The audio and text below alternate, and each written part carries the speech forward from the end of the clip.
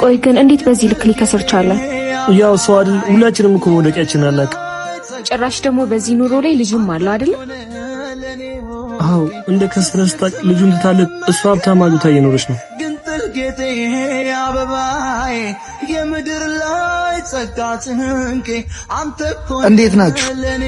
በጣም አዝናለሁ። አልሰማውም ነበር። ለምኑ? መክሰርንና ሚስት ጥላ እንደሄደች ላዘኔታሽ አመሰግናለሁ። ግን ፈጣሪ ያለው ነው።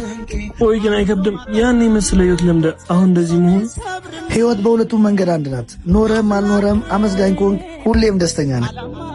እና ህይወትን ከዜሮ ልጀምር ነው? አይደለም ጀምሬዋለሁ እንጂ በፊትም ከዜሮ ነው የተነሳሁት። አሁንም ከዜሮ እነሳለሁ። የስኬት ጉዞ ሊፍት የለውም፣ ደረጃውን መጠቀም አለብን። እኔ ደግሞ አሁን በዛ ደረጃ ላይ ነኝ።